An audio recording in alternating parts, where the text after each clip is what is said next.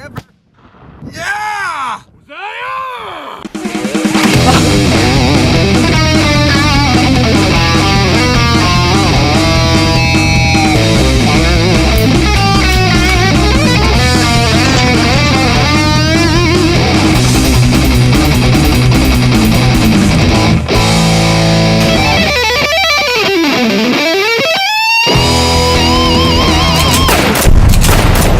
Boneyard is brought to you by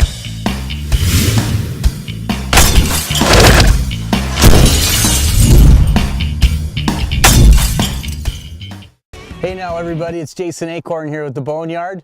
On this week's episode, we're going to follow Calvin around as he tries to put the smack down on a big old Alberta whitetail.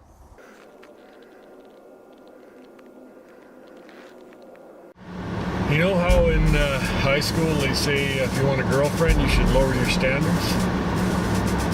Well, I live and hunt in Alberta and I cannot buy a friggin' even 110er. Like, it's unbelievable, and it's a rut, you know, and it's a little frustrating. Calvin does whine a bit, sometimes he whines a lot.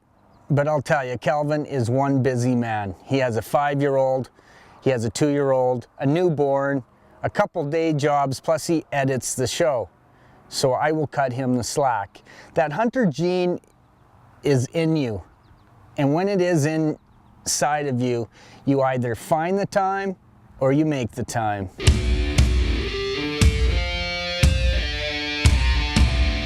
All right, I got Lee with me here today, Hicks. We're gonna set up a ladder stand. This is on the edge of a field. We got a fence line here. The deer seem to move like they follow this fence line on the inside and the outside. So we're just gonna put the stand in the trees here about 20 yards. And so then a guy can shoot the field. We'll cut a few lanes so we can make sure we can shoot the field. And then along this edge here, you can see the trail. There's a good trail here. And then in here, there's a main trail coming through. I've seen, you know, the muleys, the whitetails, the elk, you name it, come in. So it's gonna take us a few minutes. We're gonna set this up and then we'll show you what it looks like. We got her set up in a prime spot. Looks like a real good spot to me, Cal. And Calvin sets up a ground blind on the pond. It's always been a good spot.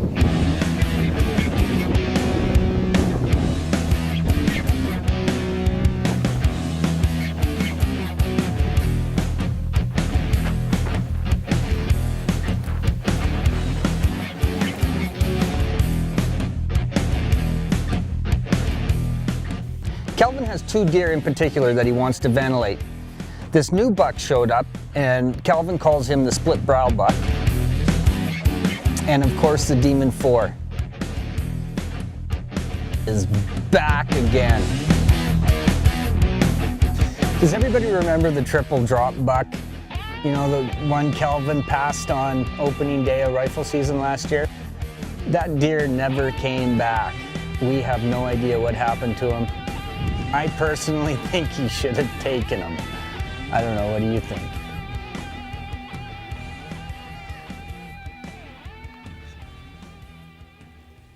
You know, hindsight's 20/20, and maybe I should have touched that trigger, but you know, they just don't get bigger if you don't let them walk, and I let them walk.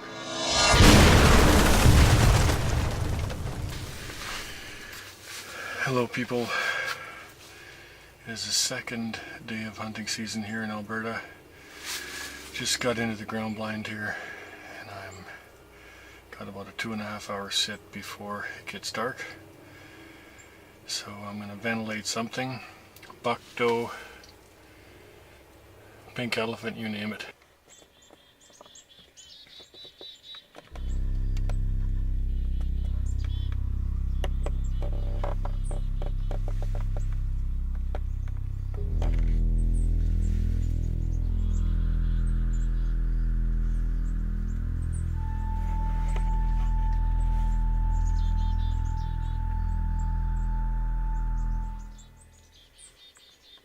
Don't touch that remote. The Boneyard will be right back, and so will I. We're 4th, just heading out to one of my spots here that I've had camera's up for like 4 months now. I got the bow with me. I'm gonna climb up in the tree and bow hunt, even though it's rifle season today. Start November 1st here, but we're gonna head on over, and I'm flying solo, so I'm gonna climb up that tree and see if I can get her done. Okay, I've arrived, and let's hope these deer are moving. It warmed right up, so you never know what's gonna happen, but I know this place is polluted with deer. There's a couple nice bucks I'd definitely take with my bow.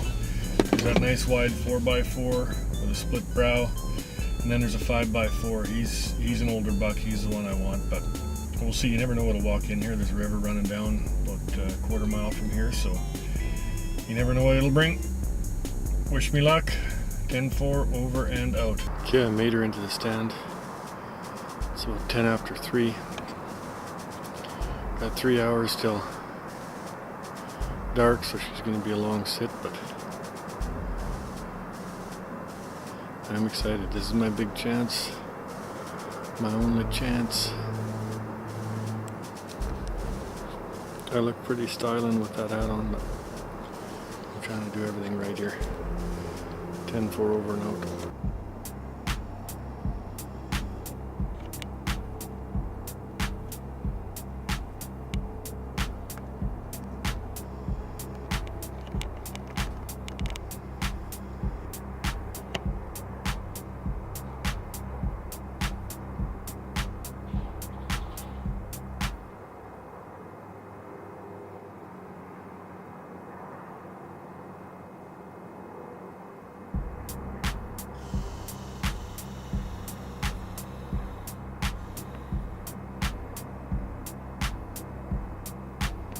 That's how you catch a mouse. That was pretty cool. Brutal.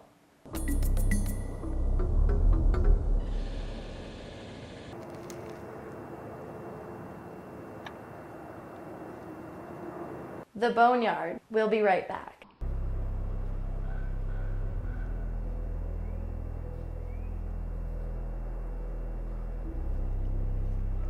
Wow. What do you think that buck would score? You can't eat antler. It's actually 5:29 because the clocks went back yesterday. I had one spiker come through, and when I walked back to the truck, there's 6 deer about 80 yards from my truck. So that's the way she freaking goes.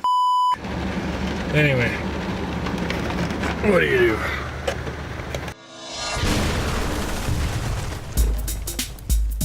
Just got in the blind here. It's about 3:45.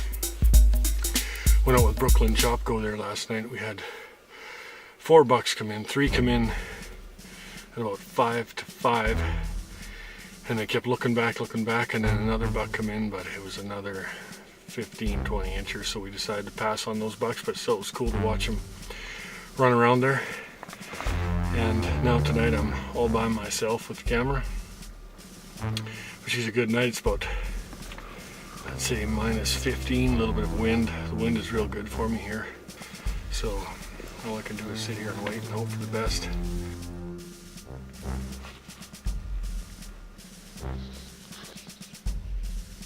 There's a buck out in another field chasing a doe, and just debating whether I should head out there and try a shot. He looks like a shooter.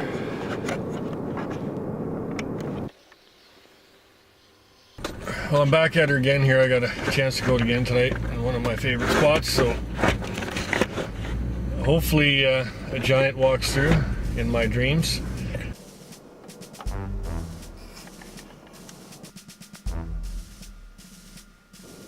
I had that buck out there in the field the other morning, and I guess I should have bailed and went for it, but I had no cameraman, and I don't know what I would have done.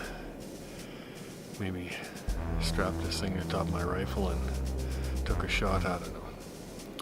It is definitely difficult without a cameraman, but it can be done, and it has been done, and it'll get done again hopefully tonight. Come on, guys. We know you can do it.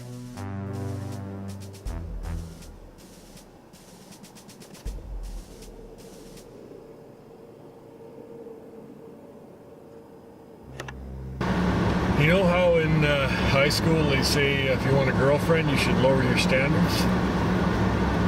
Well, I live and hunt in Alberta and I cannot buy a friggin' even 110er. Well, people, hunting is hard. And as you can see, Calvin has hunted hard. He's done his scouting and he's scouted hard. But now he's going to change things up, so he's moving stuff around and he's going to try a new spot. Got a buck out there in the field. There's a cow moose. A buck and a couple does. I can't tell how big the buck is, but he looks pretty good. So if they come closer, I'm gonna take a shot. So let's hope this comes this way. This is the scenario. It's really early in the morning, still too dark to hunt. Calvin spots a bunch of deer way out in the field. I'm talking 600 yards out. With it being a little too early, it gives Calvin some extra time to put a stalk on and decide what to do next. He's a nice buck. He looks not real wide, but tall tines. But he's out there like 500 yards, 600 yards. And I don't want to blow a leg off, so hopefully that doe comes this way because he's on that doe. There's him and that doe out there. And she's just standing there looking at that moose or something. But the wind's perfect, so if they come this way, he's gonna get ventilated.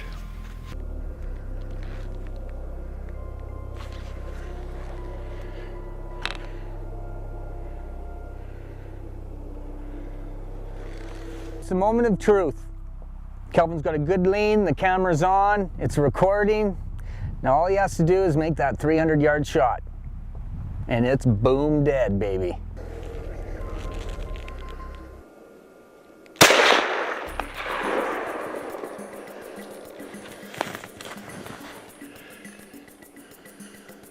Go down, you bastard.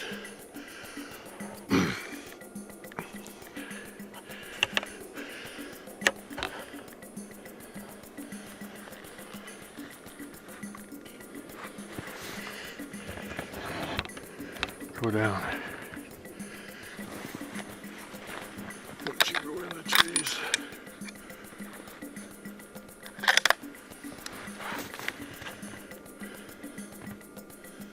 Don't you go in the trees.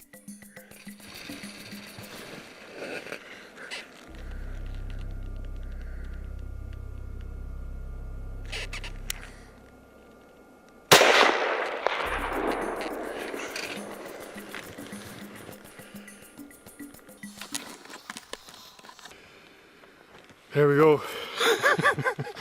I got him. That was about a 200-yard shot. And I had to give him another one. I didn't want him to go into the trees, but anyway, I got my buck. Whew. He's a beauty. He's a nice mature Alberta whitetail. And he's got the old chocolate antlers.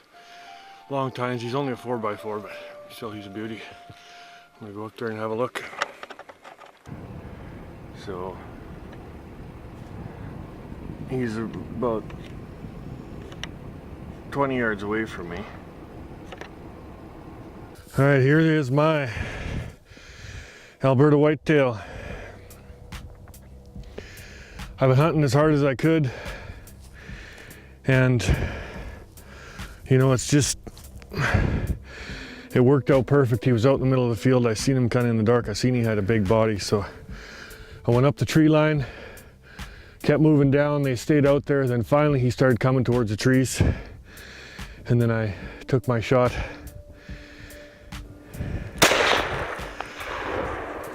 But there's not much time left in this season. I got a little baby girl, Carlina, so this one's for Carlina and my wife Anna, who will be so overjoyed that I finally got a deer and on camera. So this is the Boneyard. Stay tuned. Peace and love Peace and love.